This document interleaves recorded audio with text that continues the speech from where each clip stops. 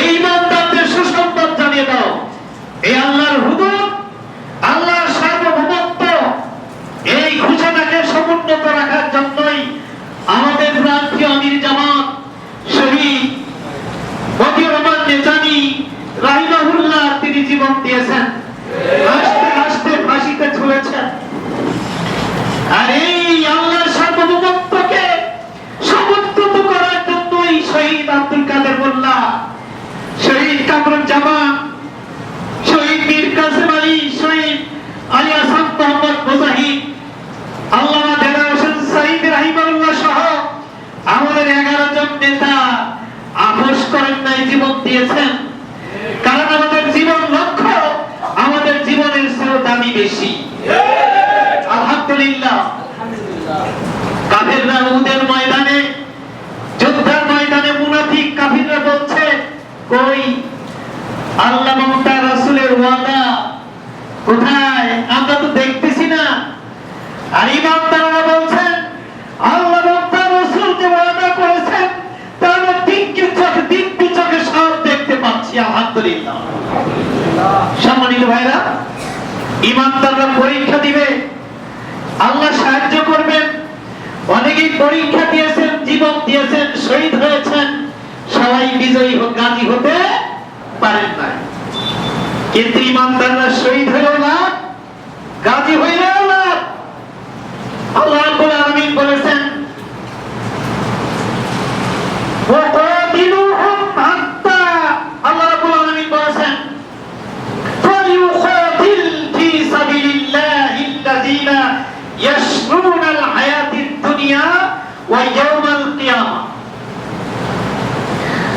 ফালিউকাতিল ফি সাবিলিল্লাহিল্লাযীনা ইয়াশরুনাল হায়াতাদ দুনিয়া বিল আখিরাহ ওয়া মান ইউকাতিল ফি সাবিলিল্লাহি ফায়ুকতাল আও ইয়াগলিব ফাসাউফা নুকতিহি আজরান আযীমা। আল্লাহর রাস্তায় সংগ্রাম করার উপযুক্ত ব্যক্তি তারাই যারা পরকালের জীবনে দুনিয়ার এই সুখের জীবন বিক্রি করে দিতে পারে, আর আল্লাহর পথে কেউ নিহত হয় কিংবা বিজয়ী হয়, উভয়ের জন্য রয়েছে সীমাহীন পুরস্কার। আমাদের যারা শহীদ হয়েছেন আর যারা বিজয়ী হয়েছেন, আলহামদুলিল্লাহ, পুরস্কার ঘোষণা করেছেন কে? আল্লাহ রাব্বুল আলামিন। আমাদের পূর্ববর্তী জেলা আমির সহ পূর্ববর্তী বক্তারা বলেছেন, আমাদের নেতারা যা বলেছিলেন, আমরা কোরআন থেকে যা শুনেছি, হাদিস থেকে যা জেনেছি, দিব্যি চোখে তা দেখতে পেলাম। কি বলেন, দেখতে পেয়েছি কিনা?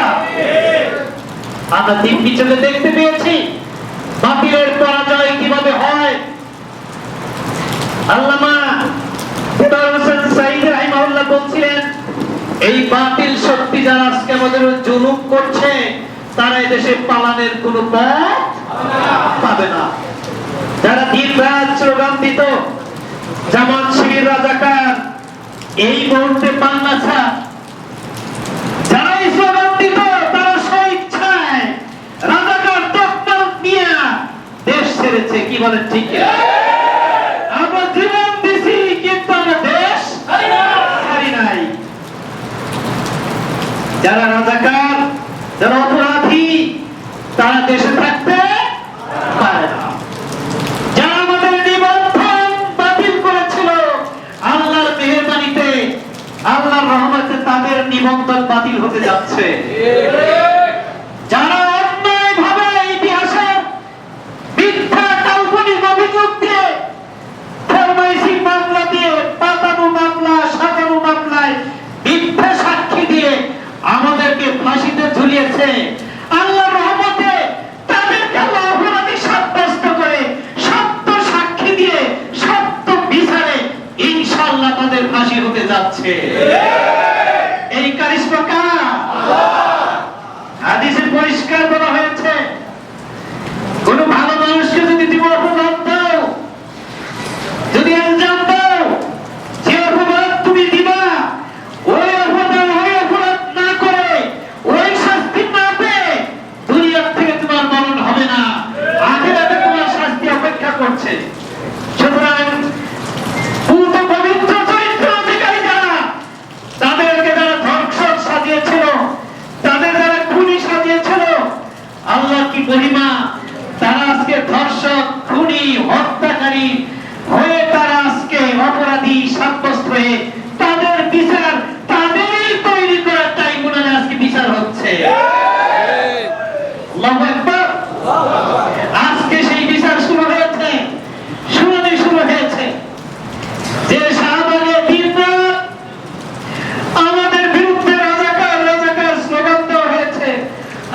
মহিমা, সেই শাহবাগে আবার উল্টা স্লোগান কে দেওয়াচ্ছে? আল্লাহু আকবার। ইব্রাহিম আলাইহিস সালামকে আগুনে ফেলার আগে এই শাহবাগীরা একই চরিত্রে, তারা মাস ব্যাপী আনন্দ ফুর্তি, নাচানাচি, নাচ গান, উলঙ্গ নাচ, ড্যান্স এগুলো করেছিল। ইব্রাহিম আলাইহিস সালামকে আগুনে ফেলার আগে ইব্রাহিম আলাইহিস সালাম যখন আগুনে পড়ে, জিবরীল আলাইহিস সালাম বলছিলেন, হে আল্লাহর খলিল, হে আল্লাহর রাসূল, আপনি যদি আমাকে বলেন, যদি সাহায্য চান, তাহলে এই পাহাড়কে নমরুদের গোষ্ঠী পাহাড় চাপাতে শেষ করব, আমি আপনাকে এখান থেকে উদ্ধার করব। ইব্রাহিম আলাইহিস সালাম বলছিলেন কি? হাসবুনাল্লাহ, আল্লাহ আমার জন্য যথেষ্ট। আমার নেতারা, আমির জামাত থেকে শুরু করে যাদেরকে ফাঁসি দেওয়া হয়েছে, সবাই বলছেন হাসবুনাল্লাহ। বাতিলের সাথে আপোষ তো করেন নাই, কারণ কাছে সাহায্য চাই নাই, ফাঁসির রায় নিয়েছে। শয়তানরা চাইছিল প্রেসিডেন্টের কাছে কি অপেক্ষা করে মার্সি পিটিশন দেয়, কিন্তু বলছেন যে শাহাদাতের তামান্না নিয়ে সারা জীবন কাজ করেছি, সেই শাহাদাতের সুযোগ পেয়ে আমরা যাদের মরণ আল্লাহর হাতে, আমাদের মরণ আল্লাহর হাতে, তার কাছে আমরা মার্সি পিটিশন দেব কখনই হতে। জীবন মরণের মালিককে ইব্রাহিম আলাইহিস সালাম বলছেন, আমাকে আগুন থেকে বাঁচানোর মালিককে। আমি সেই আল্লাহর উপর ভরসা করেছি, জামাত ইসলামী আল্লাহর উপর ভরসা করেই কাজ করেছে। আলহামদুলিল্লাহ, আমাদের যারা শহীদ হয়েছেন তারা আমাদের পুঁজি, তারা আমাদের ইনভেস্ট, তাদের এই রক্তে আজকে কথা বলছে না আপনাদের।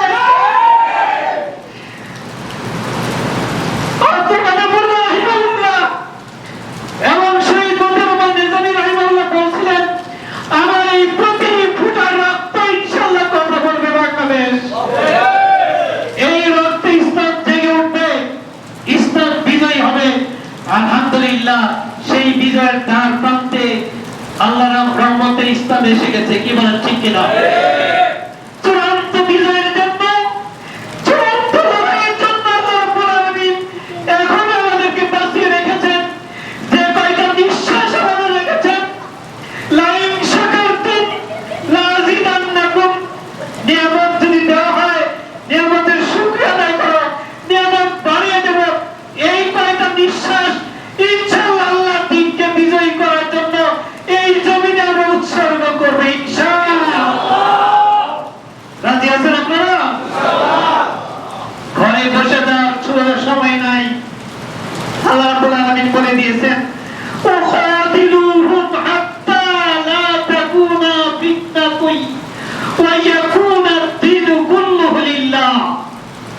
ওয়াখাদিলুহুম হাত্তা লা তাকুনা ফিতনা, ততক্ষণ পর্যন্ত লড়াই করো, সংগ্রাম করো, যতক্ষণ পর্যন্ত ফিতনা ফেসাদ সব কিছু নির্মূল না হয়, একমাত্র আল্লাহর দ্বীন বিজয়ী হয়।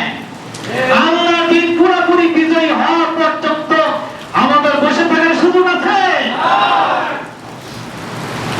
আমি সেই দিন হব শান্ত, যাবে উৎপীড়িতের ক্রন্দন, আকাশে বাতাসে ধ্বনিবে না, অত্যাচারীর খড়গ কৃপান ভীম রণভূমে রণিবে না। আমি বিদ্রোহী রণক্রান্ত, আমি সেই দিন হব শান্ত। আমি শান্ত হতে পারি? পুরোপুরি ফেতনা দূর হওয়া না পর্যন্ত আমি ঘরে বসতে পারি?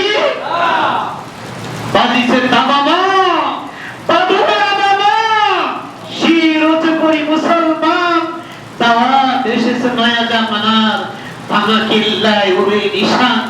ওই দেখো বন্ধু, বাজিছে দ্বন্দ্ব ভি দামামা, হাতে নাও শমশির, শিরে বাঁধো আমামা, বীর হাকিছে শির দেগা, দেহি দেগা আমামা, পাল্লা দিয়ে দিব, ইজ্জতের পাগড়ি আমরা কখনোই দেব না ইনশাআল্লাহ।